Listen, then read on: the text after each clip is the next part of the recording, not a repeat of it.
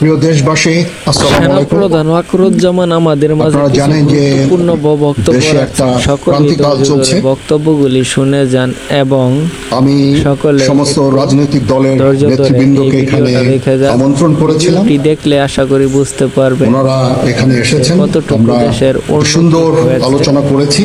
সেনাপ্রধান সেখানে আমরা সিদ্ধান্ত নিয়েছি যে একটা ইন্টারিম গভর্নমেন্ট আমরা ফর্ম করব এবং ইন্টারিম গভর্নমেন্টের মাধ্যমে এদেশের সমস্ত কার্যকলাপ চলবে। আমরা এখন মহামান্য রাষ্ট্রপতির কাছে যাব যে এই ইন্টারিম গভর্নমেন্ট ফর্মের ব্যাপারে ওনার সাথে আলাপ আলোচনা করে আমরা একটা ইন্টারিম গভর্নমেন্ট ফর্ম করে দেশ পরিচালনা করব। আমি আপনাদের কথা দিচ্ছি, সমস্ত হত্যা, সমস্ত অন্যায়ের বিচার আমরা করব। আপনারা সেনাবাহিনীর প্রতি আস্থা রাখেন, সশস্ত্র বাহিনীর প্রতি আস্থা রাখেন। আমি সমস্ত দায়িত্ব নিচ্ছি, আপনাদের জানমাল, এবং আপনাদেরকে আমি কথা দিচ্ছি যে আপনারা আশাহত হবেন না। ইনশাল্লাহ আপনাদের যত দাবি আছে সেই দাবিগুলো আমরা পূরণ করব এবং দেশে একটা শান্তি শৃঙ্খলা ফিরিয়ে নিয়ে আসব। আপনারা আমার সাথে সহযোগিতা করেন। দয়া করে আর এই ভাঙচুর, হত্যা, মারামারি, সংঘর্ষ এগুলো থেকে বিরত হন। আমি নিশ্চিত যে আপনারা যদি আমার কথা মতো চলেন, আমাদের সাথে যদি একসাথে যদি কাজ করি আমরা, নিঃসন্দেহে আমরা একটা সুন্দর পরিণতির দিকে আমরা অগ্রসর হতে পারব। আপনারা দয়া করে আমাকে সাহায্য করেন। মারামারি করে এই সংঘাতের মাধ্যমে আমরা আর কিছু অ্যাচিভ করতে পারবো না, আর কিছু আমরা পাবো না। সুতরাং দয়া করে আপনারা সমস্ত ধ্বংসযজ্ঞ, সমস্ত অরাজকতা, সমস্ত সংঘর্ষ থেকে বিরত হন এবং ইনশাআল্লাহ আমরা সবাই মিলে একটা সুন্দর ভবিষ্যতের দিকে আমরা অগ্রসর হব। প্রতিটা হত্যার বিচার করা হবে, প্রতিটা অন্যায়ের বিচার হবে। আমরা আজকে সুন্দরভাবে কথা বলেছি। সমস্ত দলের প্রধান দলের নেতারা এখানে উপস্থিত ছিলেন। আমি ওনাদের ইনভাইট করেছিলাম এখানে। ওনারা ভেরি নাইস অফ দেম যে ওনারা এসেছেন অ্যান্ড আমরা একটা সুন্দর আলোচনা করেছি এবং এই আলোচনাটা ফলপ্রসূ হবে বলে আমি মনে করছি এবং আমরা একটা সুন্দর একটা ইন্টারিম গভর্নমেন্ট ফর্ম করে আমরা দেশ পরিচালনা করব। মাননীয় প্রধানমন্ত্রী পদত্যাগ করেছেন এবং এখন একটা ইন্টারিম গভর্নমেন্ট ফর্ম করে আমরা আমাদের কার্যক্রম পরিচালনা করব। আপনারা একটু ধৈর্য ধরেন, আমাদের কিছু সময় দেন। ইনশাআল্লাহ আমরা সবাই মিলে সমস্ত সমস্যার সমাধান করতে সক্ষম হব। আপনারা আর এই সংঘাতের পথে যাবেন না এবং শান্তি শৃঙ্খলার পথে ফেরত চলে আসেন। আমাদের দেশের অনেক ক্ষতি হচ্ছে, অর্থ সম্পদের ক্ষতি হচ্ছে, জানের লোকজন মারা যাচ্ছে। তো এগুলো থেকে আপনারা বিরত হন এবং আমাদের সাহায্য করেন। আমি সমস্ত দায়িত্ব নিচ্ছি, আপনারা আমাকে সাহায্য করেন। সবাইকে ধন্যবাদ। আল্লাহ হাফিজ।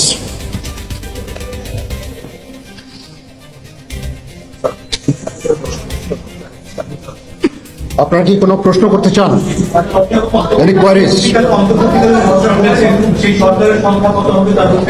এখনো এটা না, এটা খুব আর্লি স্টেজ। আমরা যাব মহামান্য রাষ্ট্রপতির সাথে যে আলাপ আলোচনার মাধ্যমে এটা আমরা করব।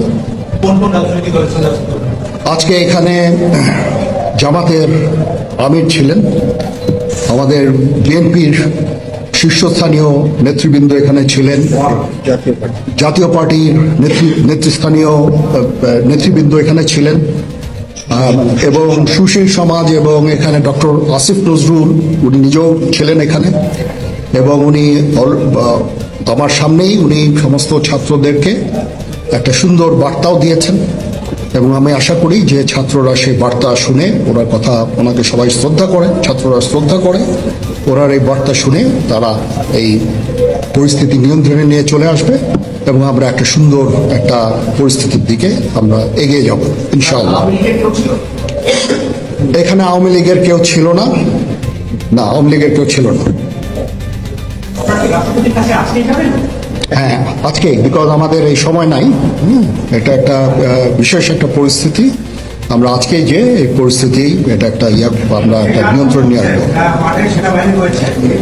সেনাবাহিনী শান্তি শৃঙ্খলা বজায় রাখার কাজ চালিয়ে যাবে এবং আপনাদের সবার দায়িত্ব, ছাত্রদের দায়িত্ব, রাজনৈতিক নেতৃবৃন্দ এবং রাজনৈতিক কর্মীদের দায়িত্ব হচ্ছে সেনাবাহিনীকে সাহায্য করা। এবং আপনারা মিডিয়ার মাধ্যমে আমাদেরকে এই যে একটু আমাদের সাহায্য করেন, সুতরাং আমরা তাহলে এই পরিস্থিতির নিয়ন্ত্রণ সহজেই নিয়ে আসতে পারবো। না, যদি জিনিসটা শান্ত হয়ে যায় তাহলে আর কারফিউর কোনো প্রয়োজন নাই, কোনো জরুরি অবস্থার প্রয়োজন নাই, কোনো কারফিউর প্রয়োজন নাই, কোনো গোলাগুলির প্রয়োজন নাই। আমি আদেশ দিয়ে দিয়েছি, সেনাবাহিনী কোনো গোলাগুলি করবে না, পুলিশ কোনো গোলাগুলি করবে না। আমি আশা করছি যে আমার এই বক্তব্যের পরে পরিস্থিতি উন্নতি হবে, আমরা একটা সুন্দর পরিবেশের দিকে যাচ্ছি।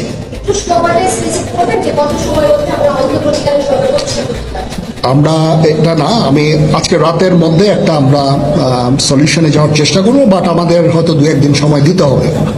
এটা আমরা এখনো এটা টু আর্লি। আমরা যাচ্ছি যে আমরা কথা বলবো মহামান্য রাষ্ট্রপতির সাথে, আমরা একটা সুন্দর সলিউশনে আমরা পৌঁছাবো।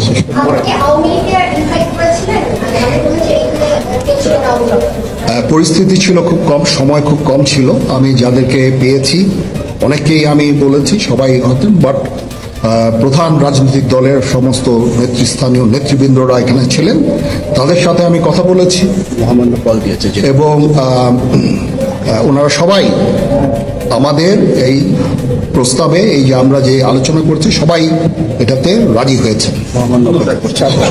এখানে মুমিনুল হক সাহেব ছিলেন, এখানে জামাতের আমির ছিলেন, জুনায়েদ সাকি উনি ছিলেন, তারপরে ডক্টর আসিফ নজরুল ছিলেন। আমরা সবাই মিলে এবং সবাই আমরা এটাতে একমত পোষণ করেছি। এখন ছাত্রদের কাজ হচ্ছে যে শান্ত হওয়া এবং আমাদেরকে সাহায্য করা। আমি তো বলছি এতক্ষণ আমার এই বক্তব্যের ছাত্রদের প্রতিনিধি বলতে আমি এখন ওনাদের কাউকে পাইনি। আমি ডক্টর আসিফ নজরুলকে রিকোয়েস্ট করেছি, যেহেতু ওনাকে ছাত্ররা শ্রদ্ধা করেন এবং উনিও একটা সুন্দর একটা ভিডিও মেসেজ উনি দিয়েছেন ছাত্রদের জন্য। আমি আশা করব যে এই ভিডিও মেসেজটাও কাজে হবে, কাজ দিবে। এইভাবে আমরা কাজ করে দেবো। সবাই ভালো থাকেন, সবাই ভালো থাকেন, সবাইকে ধন্যবাদ। এখানে আপনারা যত প্রশ্ন করতে থাকবেন আমাকে দেরি করাবেন। It is too early. আমরা কাজ করছি, আমাদের একটু কাজ করতে দেন, একটু সময় দেন। আমরা একটা সলিউশনের মধ্যে আমরা যাব ইনশাআল্লাহ। হ্যাঁ, আপনারা সবাই যারা আন্দোলনরত, যারা ছাত্ররা আছেন, আন্দোলনরত যত লোকজন আছেন, দয়া করে ঘরে ফিরে যান। সবাই ভালো থাকেন, আল্লাহ আমাদের মঙ্গল করুক। আল্লাহ হাফেজ।